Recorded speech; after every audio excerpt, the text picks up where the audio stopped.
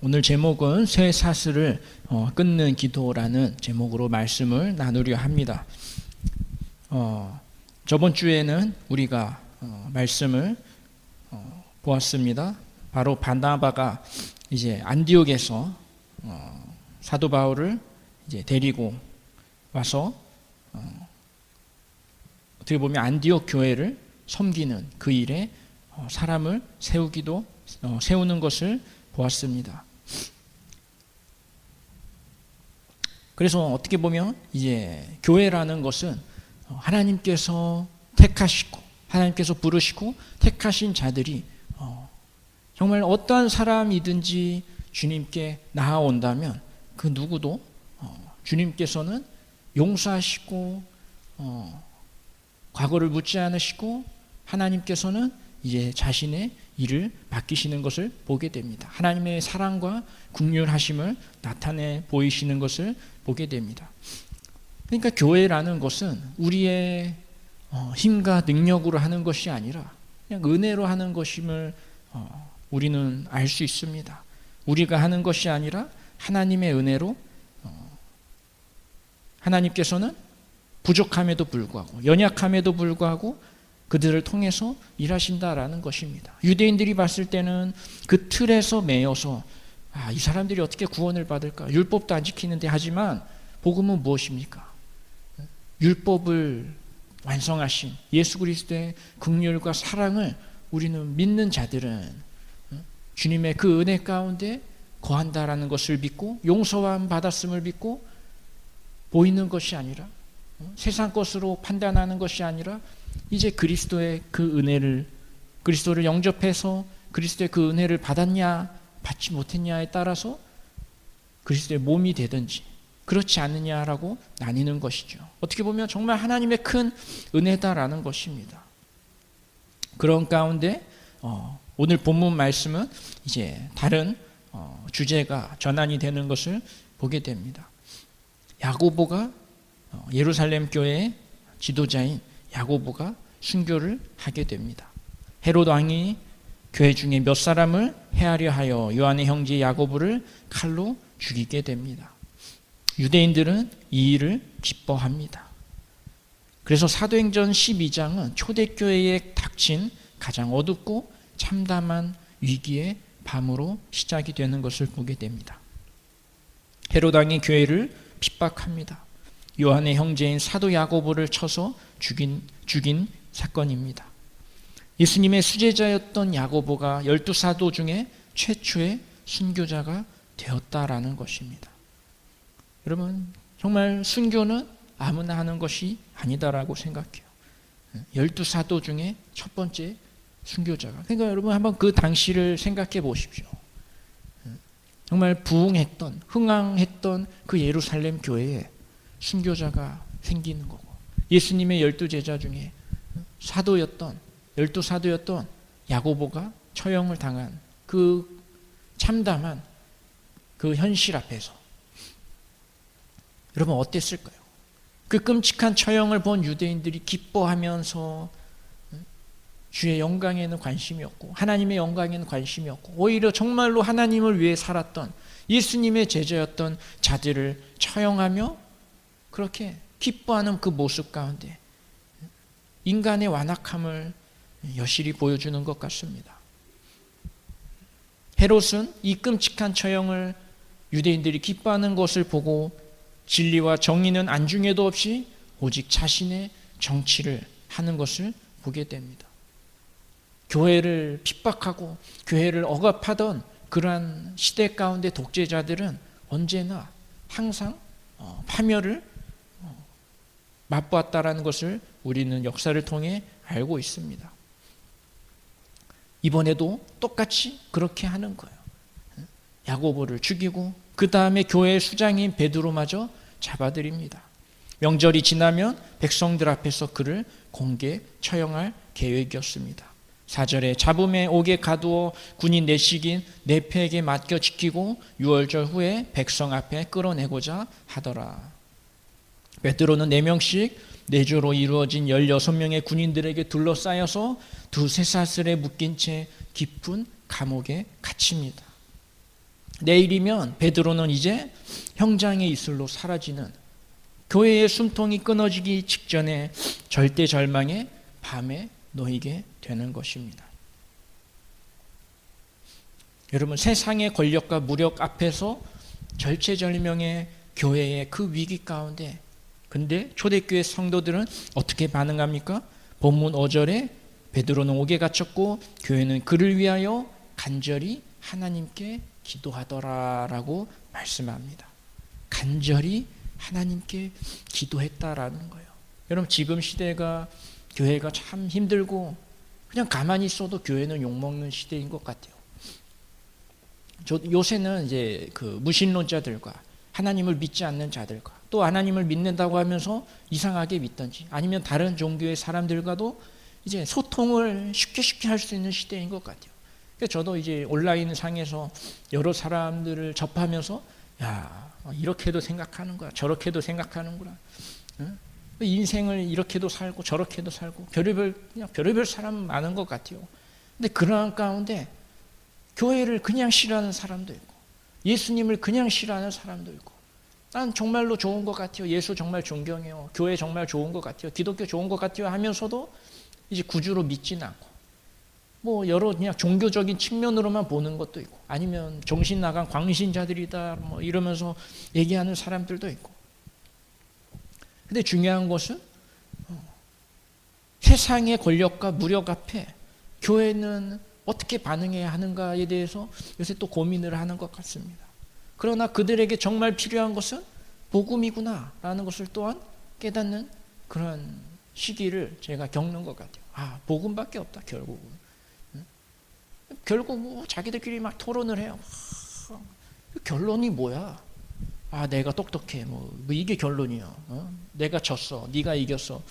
아니면 서로 싸우고 끝나든지. 결론이 뭔지 모르겠어. 그 결론이 뭐로 나야 되나? 그냥 말 잘하는 사람이 이기는 거야. 더 많이 알고 있는 사람이 이기는 거야. 그러나 인생은 그렇게 단순하지가 않죠. 그러한 시대 가운데 교회가 무엇을 전해야 되나? 우리는 빛과 소금의 역할을 감당해야 된다라는 것입니다. 빛으로서 복음을 전해야 되는 거예요. 예수님이 구원자다, 예수님이 하나님이다. 우리의 인생에 얼마나 많은 실태를 같은 그러한 고통과 아픔과 그러한 문제들 가운데 인간이 어떻게 반응할 거냐? 가만히 얘기 들어보면 야, 정말 이게 비윤리적이다, 이게 정말 인간 이하의 생각을 하면서도 나는 그렇게 생각해 하면 그만인 거예요. 그러니까 지금 시대가 해체의 그 시대 가운데, 포스트 모더니즘 가운데 절대적인 것은 없다 그러면서 나는 근데 내 주장을 절대화 시켜줘. 그래, 너도 오라, 나도 오라, 다 오라. 개판, 이판, 저판, 개판인데 그러한 가운데 우리는 진리를 전할 수밖에 없다라는 것이죠. 세상에 그러한 가운데 그러한 사람들이 많아지면 정치적으로도 교회는 눌릴 수밖에 없습니다. 그 시대도 오히려 더했다라는 거예요. 얼마나 큰 그 무신론적인, 아니면 다신주의적인, 아니면 그 왕권적인, 그 제국주의적인 그러한 정치적인 세력 앞에서, 그러한 사회 분위기 앞에서 교회는 어떻게 반응했습니까? 본문 5절에 어떻게 반응합니까? 이에 베드로는 옥에 갇혔고 교회는 그를 위하여 간절히 하나님께 기도하였다라고 말씀합니다. 베드로는 옥에 갇혔습니다. 세상은 칼을 휘둘렀습니다. 그러나 교회는 하나님께 엎드렸다라는 것입니다. 여기서 성경이 기록한 간절히 기도했다라는 것은 단순히 눈을 감고 조용히 묵상했다 정도가 아니라 헬라어 원어인 에크테노스, 본래 근육이나 인대가 끊어질 정도로 최고조로 팽팽하게 당겨진 상태를 의미하는데, 예수님께서 겟세마네 동산에서 땀방울이 핏방울이 되도록 기도하셨을 때 쓰인 단어입니다. 초대교회 성도들은 얌전하게 체면을 차리며 기도하지 않았다라는 거예요.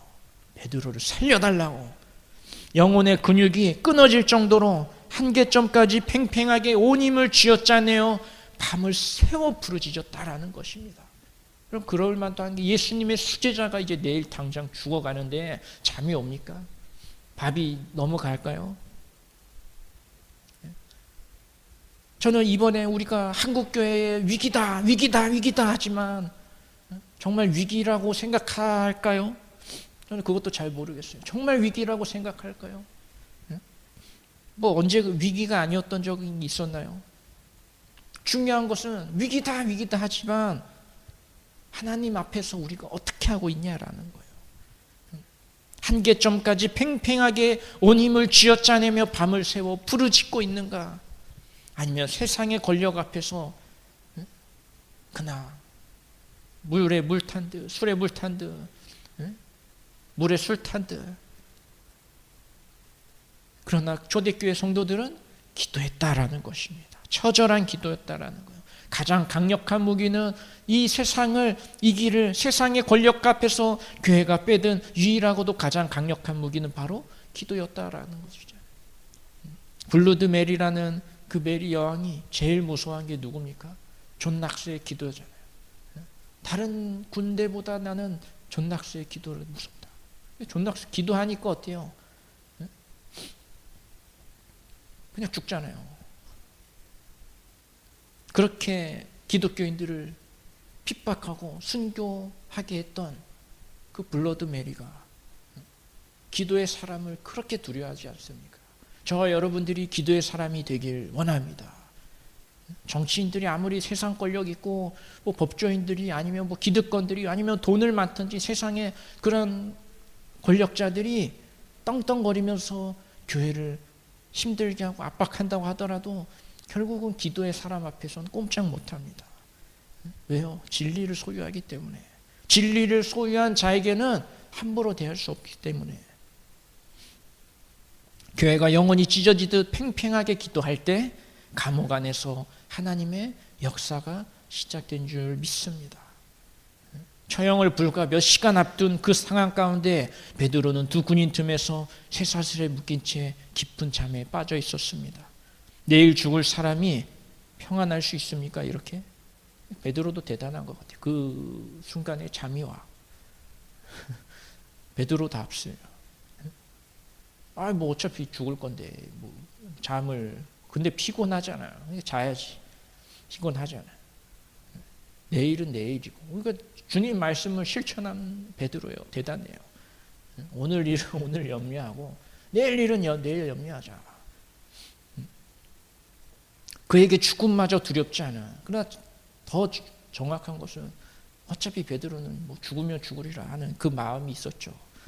그에게는 죽음마저 두렵지 않은 하나님을 향한 절대적인 신뢰가 있었다라는 것이죠. 그런데 그런 가운데 갑자기 주의 천사가 호련히 주의 천사가 사자가 나타나 옥중에 광채가 빛나며 또 베드로의 옆구리를 쳐 깨워 이르되 급히 일어나라니 쇠사슬이 그 손에서 벗어지더라라고 말씀합니다. 천사가 나타나 베드로의 옆구리를 쳐서 깨웁니다. 빨리 일어나라. 속히 일어나라. 그의 손목에 묶여있던 쇠사슬이 힘없이 스스로 벗겨집니다. 스르르 벗겨집니다. 첫째 초소와 둘째 초소를 지나 마침내 시내로 통하는 거대한 쇠문 앞에 이르게 됩니다. 야, 빨리 겉옷 입고 따라와라. 베드로가 따라. 이게 꿈이야, 생시야. 얼마나 깊이 잠들었으면 이게 꿈이야, 생시야. 그런데 10절에 뭐라고 말씀합니까? 예, 첫째와 둘째 파수를 지나 시내로 통한 쇠문에 이르니 문이 저절로 열리는지라. 나와서 한 거리를 지남에 천사가 곧 떠나니라. 여기서 10절에 그 쇠문이 나옵니다. 철문 앞에 이르는데 사람의 힘으로는 도저히 열 수 없는 그 쇠문이 저절로 열린지다라고 성경은 증언하고 있습니다. 현대어 오토매틱, 자동의 어원이 되는 오토마테, 저절로라는 그러한 단어에서 나왔습니다. 다시 말해서 여러분, 그러니까 하나님이 하시면 그냥 되는 거예요. 뭐 첨단 기술이 뭐 어떠고 하더라도 여러분 하나님께서 자연 법칙도 만드셨는데 하나님이 하시면 돼요. 그러니까 많은 사람들이 그래요. 야, 기적이 어떻게 가능하냐? 하나님을 보여줘라 이래요. 하나님을 보여줘. 하나님을 보여줘봐. 나는 보이는 것만 믿어. 근데 진짜 보이는 것만 믿어요? 내일이 있을 것도 믿고 내일 모레가 있을 것도 믿고 1년이 있을 것도 믿고. 여러분 여기서 뭐 대통령 본 사람 있어요? 미국 대통령 본 사람 다 TV로 보든지 뭐 아니면 사람들의 증언을 보든지. 아니 자기가 뭔가 우리는 뭐 봐야 믿는다 그러는데 뭘 봐야 믿어요? 뭐 주식도 봐야 믿나? 돈도 봐야 믿나? 현금이 들어와 있어야 믿습니까? 그냥 믿는 거예요, 그냥. 근데 있으니까 인지가 되잖아요. 여러분 하나님도 그렇다라는 거예요. 세상 만물을 어떻게 만들었는데, 우주를 어떻게 만들었는데, 분명히 과학적으로 보면 우주가 있으려면 뭔가 우주보다 더 큰 에너지가 있어야 되는 게 상식인데, 그럼 거슬러 올라가면 결국 하나님이 있어야 되는 거잖아요. 우주보다 큰 존재. 인격이 있으려면 인격이 있어야 되고, 지적인 존재를 만들려면 지적인 존재가 만들어야 되고. 근데 이게 막 그냥 아무것도 없는 상황에서, 빈 공간에서, 공간도 없이 그냥 아무것도 없는 곳, 아무것도 없는 곳에서 갑자기 팍 생겨서 막 지혜과 지식과 생명과 막 DNA와 막 저장, 출력, 기억, 별의별 막 메커니즘과 우주의 자연 법칙과 막 이게 막 저절로 생겨납니까? 결국은 뭐예요? 하나님이 살아 계셔야 된다라는 거잖아요. 이 세상 사람들은 과학이나 자연 법칙만을 그럼에도 믿으면서 이제는 어때요? 하나님이 있냐라고 물어보는. 그 자연 법칙은 도대체 어떻게 생긴 건데? 그건 저절로 생겨? 그건 어떻게 저절로 생기냐고. 중력의 법칙이 어떻게 저절로 생기냐고. 이 분자마다 그 화학의 그 공식들이 어떻게 저절로 생기냐고. 수학이 어떻게 저절로 생기냐라는 거예요. 누군가 지적으로 우주를 만들어야죠. 그런 가운데 세상도 똑같다라는 거예요. 근데 여기서 성경이 말하는 이 저절로는 우연이 아니다라는 거예요. 인간 눈에는 저절로 열리는 것처럼 보였을지라도 영적인 눈으로 보면 성도들의 팽팽한 그 기도 가운데 에크테노스가 하늘에 닿았을 때, 그 팽팽한 기도가 하늘에 닿을 때 만물을 통치하시는 하나님의 창조주 하나님께서 천사를 보내어 그 육중한 쇠덩이를 직접 밀어내신 섭리의 손길이 있었다라는 거예요. 우리는 과학을 믿습니다. 상식을 믿습니다. 그럼 근데 과학을 만든 분이 초과학적으로 역사하실 수도 있는 거잖아요. 아, 이게 상식 아니야. 과학을 만든 개발자 마음이지. 뭐 그거는. 그거를 왜 이해를 못하냐로. 개발자는 그럼 누가 만들었습니까? 그러니까 딱 그 수준이라는 거예요. 누가 원인과 결과. 인과율도 하나님이 만드신 거잖아요. 그 인과율을 초월하시는 그분께서 그냥 그분은 스스로 있는 자다라고 답을 하시잖아요.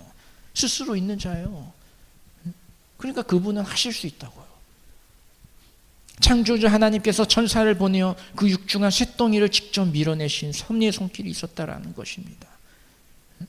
그러니까 믿는 자들도 굳이 진화론을 안 믿어도 돼요. 하나님 만드셨어요. 6일 안에 6일 동안 만드셨어요. 왜 그걸 못 믿냐라는 거예요. 하나님은 닫힌 감옥의 물리 법칙조차 뛰어넘어 당신의 백성을 구원하시는 하나님인 줄 믿으시기 바랍니다. 감옥의 쇠문은 열립니다. 베드로는 살아났습니다. 인간의 이성으로 이해할 수 없는 일이 일어나는 거예요. 그러니까 어때요? 나중에 베드로가 막 문을 두드려서 야, 문 열어라, 문 열어라 하니까 어때요? 로데라는 여자아이가 영접하러 가니까 베드로의 음성이 들리는 거야. 빨리 문 열어, 야. 근데 나중에 이제 로데라는 애가 야, 베드로가 정말 왔구나. 역시 하나님 살아계시다. 믿음 좋은 로데가 기도하는 그 성도님들 앞에 가서 베드로가 왔습니다. 베드로가 대문 밖에 섰습니다. 막 얘기하니까 이제 오히려 뭐라고요? 네가 미쳤다 그래요.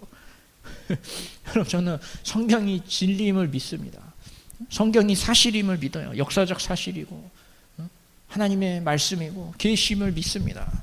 왜요? 네가 미쳤다 하잖아요. 여기서 나오잖아요. 네가 미쳤다.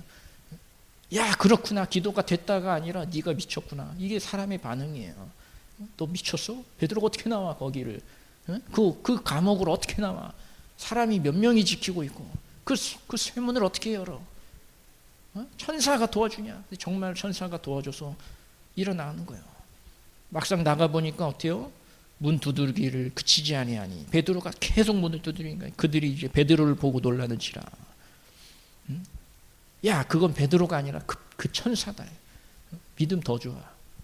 근데 진짜로 천사가 와서 베드로를,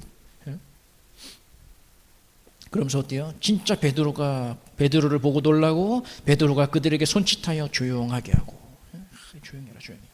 주께서 자기를 이끌어오게 해서 나오게 하던 일을 말하고 또 야고보와 형제들에게 이 말을 전하라 하고 떠나 다른 곳으로 가니라. 나중에 군인들은 베드로가 어떻게 되었는지 알지 못하여 적지 않게 소동하니 헤롯이 그를 찾아보지 못하며 바스꾼들을 신문하고 죽이라 명하니라. 헤롯이 유대를 떠나 가이사랴로 내려가서 머무니라. 여러분, 하나님의 역사는 놀라운 줄 믿습니다. 저는 지금도 하나님께서 역사하시는 줄 믿어요. 우리가 알지 못하는 방법으로, 놀라운 방법으로, 아무리 세상 권력이 자기들을 옥죄인다 하더라도 하나님께서는 지금도 일하시는 줄 믿으시기 바랍니다. 그래서 우리는 어떻게 해요? 기도해야 되는 것입니다. 기도하고 주님의 뜻이 무엇인지를 간구하고 우리는 살아가야 될 줄 믿습니다. 감옥의 쇠문은 열리고 베드로는 살아났습니다. 그러면서 자기가 하나님이냐 교만하게 굴렸던 그 권력자 헤롯의 최후는 어떻게 됩니까? 본문 21절에 보면 헤롯이 나를 택하여 왕복을 입고 단상에 앉아 백성에게 연설하니 백성들이 크게 부르되 이것은 신의 소리요 사람의 소리가 아니라 하거늘. 얼마나 아부했으면 이것은 신의 소리요 사람의 소리가 아니다 하면서 이제 헤롯이 영광을 하나님께 돌리지 않는 일이 일어납니다. 얼마나 아부했으면 야 이거는 신의 소리입니다. 그 영광을 하나님께 돌리지 않고 그걸 또 좋다고. 여러분, 세상의 사람들이 이렇게 무지해요. 어떻게 이게 신의 소리야? 그러니까 자기의 욕망대로 하나님을 판단하고 하나님을 재단하고 자기가 믿고 싶은 신을 믿고, 그러니까 돈 주면 신이라고 해주는 거고 잘해주면 신이라고 해주고, 이 정도 수준이 아니다라는 거죠. 그러나 세상은 그 정도 수준밖에 안 됐다라는 거예요. 정작 하나님의 사람들은 죽이면서 또 헤롯도 얼마나 웃겨요. 자기가 신의 소리, 난 신이 아니다 해야 되잖아요. 그래, 니들이 맞아. 근데 영광을 하나님께 돌리지 않으니까 어떻게 하십니까? 무서운 심판이 임합니다. 헤롯이 영광을 하나님께로 돌리지 아니하므로 주의 사자가 고치니 벌레에게 먹혀 죽으니라 라고 말씀합니다. 세상을 호령하던 교회를 짓밟던 최고의 권력자가 하루아침에 보이지도 않는 아주 작은 벌레들에게 먹혀 비참하게 죽는 인생이 되었다라는 것이죠. 세상 권력이 아무리 강해 보여도 여러분, 죽으면 그냥 시체가 썩는 것입니다. 하나님 앞에서 먼지 한 톨에 불과함을 성경은 똑똑히 보여주는 것입니다. 헤롯은 죽었습니다. 그렇다면 그토록 핍박받던 교회는 어떻게 되었습니까? 사도행전 12장의 결론이 24절은 기독교 역사상 가장 장엄한 승리의 선언을 기록합니다. 하나님의 말씀은 흥왕하여 더하더라. 하나님의 말씀은 흥왕하여 더하더라. 여러분, 성경을 없애겠다고 했던 사람들 나중에 어떻게 되죠? 그 집이 성경 박물관이 되고, 기독교를 없애겠다고 했던 그런 사람들 나중에는 어떻게 해요? 그 나라가 기독교화 되고. 그러니까 여러분, 하나님을 대적해라. 우리나라에 뭐 교회 폐쇄법을 만들고 차별금지법을 만들고 뭔 법을 만들고, 왜 그러는 거예요 도대체? 왜 그러는 거예요? 자기 집안에 그런 일을 일어나면 자기들은 정말 할까? 그 사람들이 도대체 왜 그러는 거예요? 하나님을 우습게 생각하는 거예요. 세상을 신처럼 떠받드는 그 사람들이, 그러니까 어떻게든 하나님의 것을 다 지우고 싶어 하는 거예요. 그럼에도 불구하고 오히려 자기들의 그 권력욕에 붙잡혀서 그것을 하고 있지만, 그러나 하나님의 말씀은 흥왕하여 더하더라라는 말씀이 될 줄 믿습니다. 오히려 고난을 통해 교회를 더 정결케 하시고 더 기독케 하시고, 더 오히려 세상 권력은 자기들이 강하다고 생각하지만 그러나 생명의 복음은 절대로 갇히지 않는다라는 것을 우리는 알게 되는 거예요. 그렇게 하라 그래요. 그러나 하나님께서 직접 오히려 개입하시는 역사가 일어나는 거예요. 성도들이 기도할 때, 그리고 복음이 더욱더 놀랍게 전파되는 그러한 역사만 더 짧아지는, 더 빨라지는 거죠. 인간의 권력과 육체는 벌레에게 먹혀 썩지만 살아계신 하나님의 말씀은 모든 핍박과 쇠사슬을 끊어내고 더욱 흥황하여 세상을 향해 뻗어가갔습니다. 아무리 자기들이 잘났다고 뭐 100년 장수한다, 150년 산다고 그렇게 떵떵거린다고 한들 하나님을 대적한 뭐 그렇게 살아봤자 뭐 어떻게 결국 죽는데, 아니면 뭐 그 다음 날도 죽을 수도 있고, 헤롯처럼 당장 죽을 수도 있고. 저와 여러분들이 주님의 그 은혜 가운데 있는 줄 믿습니다. 우리 인생 가운데 가로막고 있는 그 16명의 군인과 쇠사슬처럼 내 이성과 내 능력으로는 도무지 열 수 없는 그러한 문제들 앞에, 그 육중한 세문 앞에 서 있을지라도 오히려 그것을 원망하거나 두려워하지 마시기 바랍니다. 초대교회가 보여줬던 그 에크테노스의 기도를 회복하시기 바랍니다. 영혼의 근육이 끊어지듯 간절히 주님께 매달려 부르짖을 때, 우리가 엎드려 기도할 때 하나님의 섭리하시는 손길은 우리 인생의 철문을 스스로 열어 주시는 기적을 보게 될 것입니다. 저 여러분들이 결단하길 소망합니다. 기도하길 원합니다. 주님, 세상의 핍박과 인생의 닫힌 철문 앞에 포기하지 않게 하옵소서. 초대교회처럼 우리가 더욱더 기도하길 원합니다. 세상의 권력과 헛된 영광 앞에서, 세상의 그러한 과학주의와 철학 가운데 그 이데올로기 앞에서 우리가 세상을 이길 수 있도록, 결국은 하나님의 말씀만 흥황하는, 영원히 승리하는 그 영광을 우리가 맛볼 수 있도록, 결국은 하나님이 살아계시고 하나님의 말씀이 결국은 옳았다라는 것을 우리는 알게 될 것을 믿습니다 하는 그 고백을 우리가 드리기 원합니다. 저 여러분들이 한 주간도 살아계시는 그 하나님 앞에서 온전히 주님께 기도하고 날마다 부르짖어 기도하며 깨어 있어서 주님의 말씀을 전하시고 복음을 전하는 세상의 빛과 소금이 되시는 저 여러분 되시길 주의 이름으로 축원합니다. 그래서 주님께 영광이 되고 주님께 기쁨이 되는 우리 모두 되길 주님의 이름으로 축원합니다. 시간 기도하겠습니다. 하나님 아버지 감사합니다. 우리는 부족하고 연약합니다. 세상의 그런 쇠사슬 앞에, 우리가 권력 앞에 연약해지고 나약해질 때도 있습니다. 그러나 우리에게 지혜를 주시는 성령님, 또한 살아계신 하나님의 그 은혜 가운데 우리가 있는 줄 믿습니다. 예수 그리스도의 그 이름이 세상을 이기는 줄 믿습니다.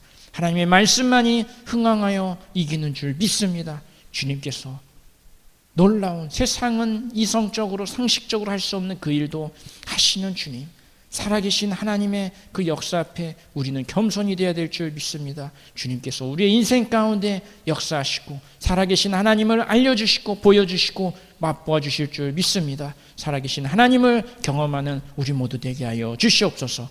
사랑 많으신 예수 그리스도의 이름 받들어 기도드립니다. 아멘.